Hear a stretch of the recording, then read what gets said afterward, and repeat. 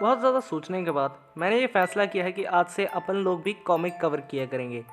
तो जानता हूँ कि ज़्यादा लोग नहीं देखने वाले, बट तुम तो देख रहे हो ना, तुम्हारे व्यूज़ से भी मुझे फ़र्क पड़ता है। तो कॉमिक बुक सीरीज़ शुरू करने वाले हैं, तो हमारी पहली कॉमिक बुक होने वाली है। तो मैं शुरू करूँगा अपने फेवरेट सुपर हीरो स्पाइडरमैन से। तो आज से हम शुरू करने वाले हैं symbiote Spiderman alien reality comic को, जिसके 5 इशू आए हैं। तो इस कहानी की शुरुआत होती है साइबेरिया से, जहाँ पर एक एस्ट्रॉयड गिरा होता है और एक प्लेन उसकी तरफ बढ़ रहा होता है, और उस प्लेन में एक इंसान होता है और वो कहता है, मुझे वो मिल गया है। Landing now. और वो इंसान एक कैमरा लेकर बाहर आता है और उस चीज़ को देखकर कहता है। ये चीज़ तो बड़ी अजीब है। उसके बाद हमें दिखाया जाता है कि डॉक्टर स्ट्रेंज वहाँ आ जाते हैं और वो शख्स उनसे कहता है। मेरा काम था तुम्हें इन्फॉर्म करना, ना कि तुम्हें इनविटेशन देना, स्ट्रेंज। और डॉक्टर स्ट्रेंज उस इंसान से कहते हैं, मैं भी इसी चीज़ की जांच करने के लिए यहाँ आया हूँ। फ़र्क इतना है कि मुझे शील्ड से ज़्यादा इस चीज़ के बारे में पता है। और हमें दिखाया जाता है कि वो इंसान कोई और नहीं बल्कि ब्लैक विडो होती है, जो शील्ड की तरफ से उस एस्ट्रॉयड की जांच करने के लिए आती है। और ब्लैक विडो डॉक्टर स्ट्रेंज से कहती हैं। देखो, एज एन एवेंजर ऐसी अजीब चीज़ों का मेरे पास भी काफ़ी एक्सपीरियंस है। इस पर डॉक्टर स्ट्रेंज कहते हैं, हाँ मानता हूँ, तुम्हें काफ़ी एक्सपीरियंस होगा। एक ब्लैक विडो होने के नाते तुम्हें एक्सपीरियंस होना भी चाहिए, बट बेस्ट तो यहाँ पर मैं ही हूँ, और यह सॉर्सरर सुप्रीम के द्वारा पूरा किया जाने वाला काम है। और डॉक्टर स्ट्रेंज वहाँ से एक बुक को बाहर निकालते हैं। ब्लैक विडो उनसे पूछती है। स्टीफन, ये क्या है? और डॉक्टर स्ट्रेंज कहते हैं, ओ माय डियर नताशा, अगर तुम मेरी बात का यकीन करो तो ये इस दुनिया का सबसे ज़रूरी हिस्सा है। और डॉक्टर स्ट्रेंज उस बुक को खोलते हैं और ब्लैक विडो उनसे कहती है। स्टीफन, आखिर ये चीज़ क्या है? डॉक्टर स्ट्रेंज कहते हैं, अगर मैं गलत नहीं हूँ नताशा, तो ये वर्ड ऑफ गॉड है। ब्लैक विडो कहती है। मैं इम्प्रेस हो जाती अगर मुझे पता होता कि ये चीज़ क्या है। ओके स्ट्रेंज, ये सवाल मेरे कोर्स से बाहर है। इसे तुम ही रखो, मैं दूसरे सुपर विलन्स वगैरह को संभालती हूँ।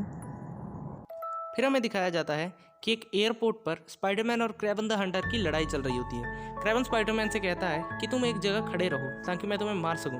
जिस पर स्पाइडरमैन कहता है, देखो क्रेवन, मैंने अभी बूढ़ा होकर मरने का फैसला किया है, और तुम एक हंटर हो ना, तो तुम किसी सफारी वगैरह पे क्यों नहीं चले जाते? मतलब अफ्रीका जाकर वहाँ के जानवरों को बोर करो, मेरा यहाँ सर क्यों खा रहे हो? और टार्जन और मोगली से ज़रूर मिल के आना। हाँ, मतलब आखिर कब तक तुम मुझसे मार खाओगे? और क्रेवन स्पाइडरमैन को एक ज़बरदस्त पंच मारता है और क्रेवन कहता है, ये टॉक्सिन आम नहीं है मकड़े, जानता हूँ तुम मरोगे नहीं, बट बेहोश ज़रूर हो जाओगे। बस अब ये देखना है कि इसमें कितना टाइम लगने वाला है। स्पाइडरमैन को चक्कर आने लगते हैं और क्रेवन अपना चाकू निकालकर स्पाइडरमैन में स्टैब करने ही वाला होता है कि स्पाइडरमैन उसे गले से पकड़ लेता है और प्लेन की एंट्रेंस के अंदर फेंक देता है। क्रेवन को समझ नहीं आ रहा होता कि वो अभी तक बेहोश क्यों नहीं हुआ। तभी एक एयर हॉस्टेज वहाँ आती है और पूछती है, क्या तुम लोग के पास पासपोर्ट है? क्योंकि उसके अलावा मैं तुम्हें यहाँ से जाने नहीं दूंगी। क्रेवन उससे पकड़कर कहता है, मैं क्रेवन द हंटर हूँ माय लेडी, और तुम इस गेम का हिस्सा हो। और वो अपना चाकू उसकी गर्दन पर रखता है और कहता है, स्पाइडरमैन सरेंडर कर दो, वरना मैं इस लड़की की गर्दन उड़ा दूंगा। और स्पाइडरमैन बिना रुके क्रेवन की तरफ बढ़ता है और क्रेवन कहता है, हे तुम रुक क्यों नहीं रहे?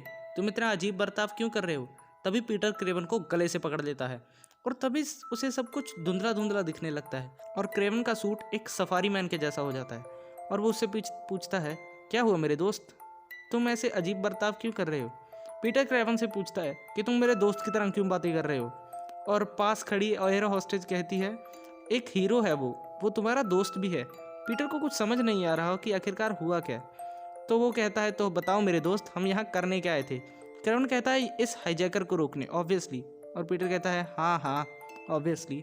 और क्रेवन कहता है, मेरे ख्याल से तुम्हें डॉक्टर के पास जाना चाहिए मेरे दोस्त। और पीटर कहता है, नहीं मुझे ज़रूरत नहीं है। पीटर को समझ नहीं आ रहा होता कि हो क्या रहा है।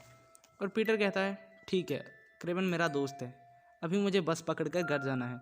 और पीटर कहता है, अब दिन में यही देखना बाकी था। तभी हमें पता लगता है कि एयरपोर्ट पर स्पाइडरमैन की स्पाइडर बगी खड़ी होती है। पीटर सारे रास्ते यही दोहराता जा रहा है, मैं जानता हूँ क्रेवन मेरा जानी दुश्मन है, और देखो अब वो मेरा टीममेट बन गया, मुझे इस सभी के सवालों के जवाब चाहिए। तभी पीटर को बिल्डिंग पर एक परछाई दिखती है और पीटर कहता है हाँ ये मुझे जवाब दे सकती है। और पीटर ऊपर बिल्डिंग पर चढ़ता है और कहता है फेलिशिया मुझे समझ नहीं आ रहा कि हो क्या रहा है। और वो लड़की कहती है ये फेलिशिया कौन है? क्या मुझे उससे जलना चाहिए? और फिर हमें पता लगता है कि वो लड़की ब्लैक कैट नहीं बल्कि रेड कैट यानी कि नताशा रोमनॉफ है। हमारी इस कहानी की यहीं पर एंडिंग हो जाती है। मतलब ये पहले इशू का आधा पार्ट है, नेक्स्ट पार्ट हम अगली वीडियो में करेंगे, क्योंकि अगर वीडियो ज़्यादा लंबी हो जाए तो कुछ लोग देखते नहीं, इसलिए हम वीडियो को शॉर्ट रखेंगे।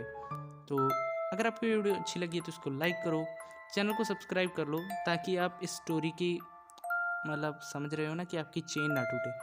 और ज़्यादा ही अच्छी लग जाए तो अपने दोस्तों के साथ शेयर भी कर देना। और have a nice day to all. मिलते हैं अगले वीडियो में।